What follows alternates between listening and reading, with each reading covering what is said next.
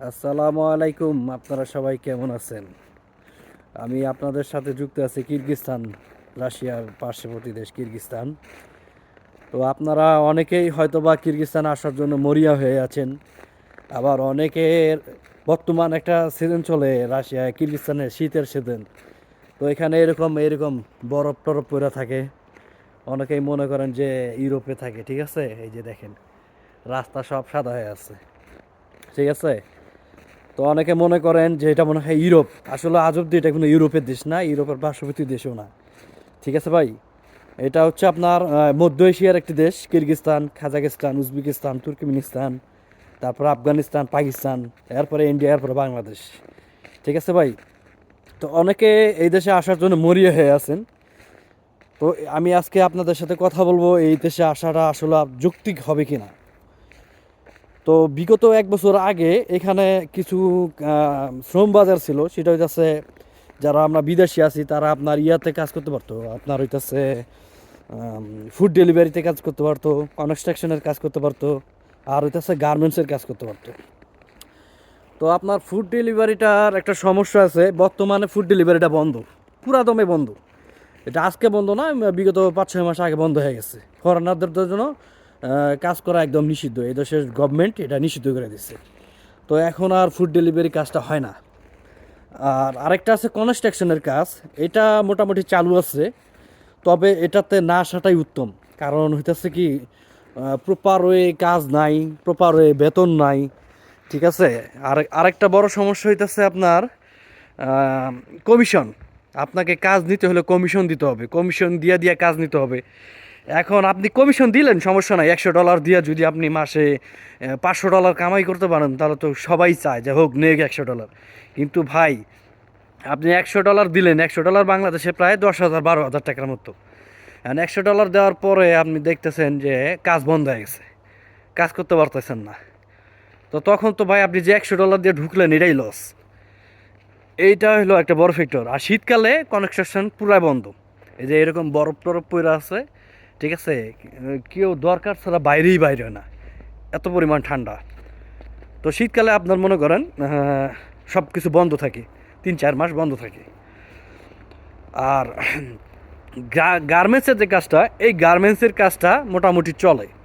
তবে এখানে একটা সমস্যা আছে, আপনি যদি আসার পরে ভালো মালিক, ভালো কোম্পানি যদি না পান, তাহলে আপনি শুধু কাজ করে যাবেন, কিন্তু আপনি বেতন পাবেন না।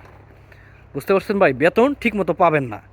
আপনাকে বলবে যে 450 টাকা, $500 বেতন, 450, 500 বা $400 বেতনে আপনাকে যোগদান করাবে কাজে।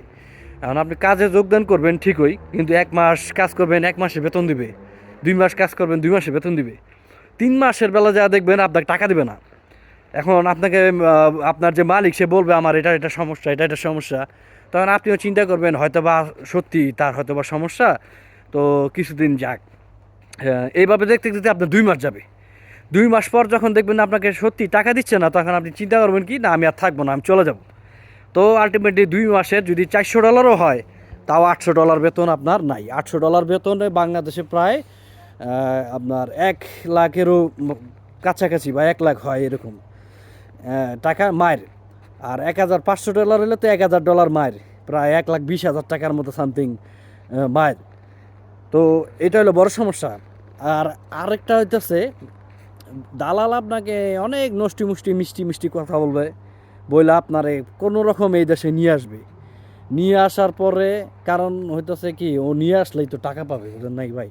ও নিয়ে আসার পরেই কিন্তু সে টাকা পাবে। এখন আসবে, আসার পরে এখন আপনি ভিসা হবে না, আপনার কোনো ভিসা থাকবে না, আপনি অবৈধ। অবৈধ এই কারণে আপনাকে কোনো ভিসা দিবে না। একটা 10 মাসের ভিসা যদিও দেয়, সেটা ফেক, এটা কোনো সত্যতা না, এটা সত্য বা রিয়েল কোনো কাগজ না। এটা আপনার জোরাজুরিতে এটা বানায় দিবে, কিন্তু এটা পুরাটাই আজব ফেক, ভুয়া ভুয়া কাগজ দেয়, ঠিক আছে?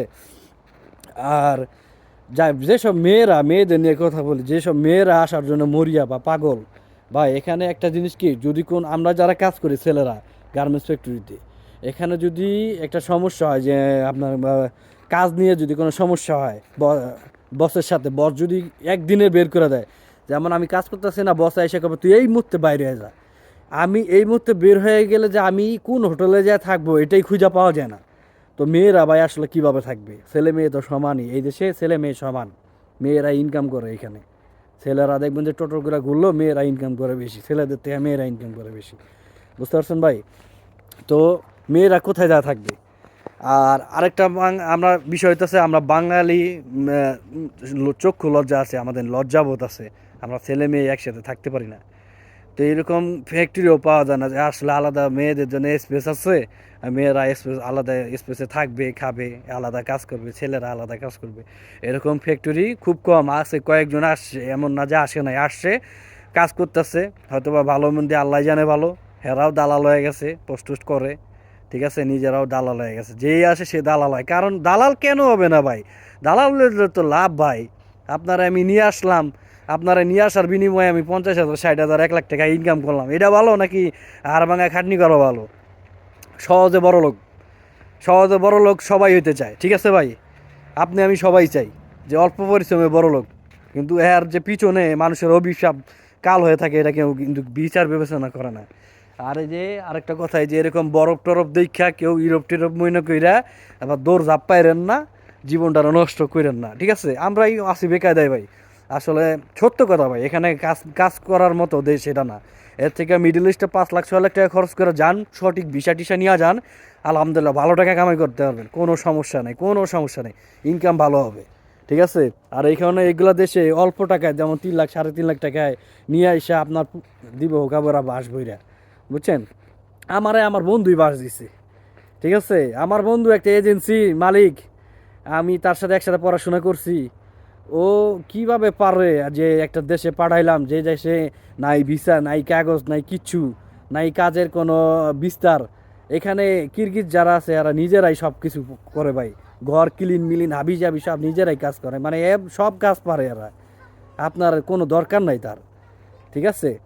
তো ও আমার বন্ধু টাকার লোভে পইরা আমার মনে করেন পাঠাই দিছে ফুড ডেলিভারি কামে। আমি আইছি, আওয়ার পর 1 মাস কাম করতে পারি নাই, আমার আইডি বন্ধ হয়ে যায়, আইডি খুলতে পারি না, আইডি খুলি টাকা দিয়ে আবার বন্ধ করে দেয়, কয়েকদিন পরে একবারেই বন্ধ, বুঝছেন? এরপরে কষ্ট মষ্ট করে গার্মেন্টসের একটা কাজে ঢুকছি, এরপরে সে আয়রনম্যান হিসাবে কাজ করতেছি। তাও মনে করেন 3-4 জায়গায় টাকা মার খেয়েছি। এখন একটা জায়গায় আসি, প্রোডাকশনে কাজ করি, টাকা পয়সা একটু দেয়, প্রোডাকশনের কাজ, প্রোডাকশনে একটু ভালো বেতন টেতন পাওয়া যায়, বেতন মাইর যাওয়ার কোনো চান্স থাকে না। কাজ করতেছি, তো আসি সামনে বছর পর্যন্ত, আসি সামনে বছরে কিছু টাকা পয়সা এখন কষ্ট কষ্ট এই মানে ডিসেম্বর মাসে $200 বেতনও হবে না, বুঝছেন? এখন কষ্ট করে আসি, সামনে বছরে ইনশাল্লাহ কয়টা টাকা ঋণ টিন করে তো আসি না, এখন এই টাকাগুলো তুইলা বাসায় চলে যাবো। আর যারা বাংলাদেশ থেকে আসা চিন্তা ভাবনা করতেছেন, ভুলেও আইসেন না, এখানে ভাই বড় সমস্যা, টাকা পয়সা ঠিক মতো পাওয়া যায় না, কাগজপত্র ঠিকঠাক থাকে না, তারপরে হইতেছে আরও নানান বিধি সমস্যা, ঠিক আছে? হঠাৎ হঠাৎ পুলিশ ধরে নেয়, পুলিশ ধরে 5-6 হাজার টাকা জরিমানা নেয়, ঠিক আছে? এগুলা একটা হয়রানি। তো ভাই আমি সবাইকে অনুরোধ করব, যারা কাগজ দিছেন তারা আর আইসেন না, আর যারা কাগজ দেন নাই তারা ভুলেও কাগজ দেওয়ার চিন্তা ভাবনা করেন না। আর এরকম বরফের যে সাদা সাদা জিনিস দেখা মনটারে ওই যে সাদা ভাইবা, সাদা সাদা সিধা সাইজায় কাগজপত্র দিয়েন না, পরে কাইন্দা কাইন্দা কুল পাইবেন না, ঠিক আছে? অনেক পিছলা ভাই, বুঝছেন? পিছলা পিছলা যাই। তো সবাই ভালো থাকবেন, আর কোনো কিছু জানার থাকলে কমেন্ট করেন, আমি ইনশাল্লাহ উত্তর দিব, যোগাযোগ করবো, সমস্যা নাই। সব ভালো মন্দ খবর আপনারা পাইবেন, ঠিক আছে ভাই? জান না হইনা আহেন, না জান না হইনা আর আইসেন না, ঠিক আছে ভাই? আল্লাহ হাফেজ, আসসালামু আলাইকুম।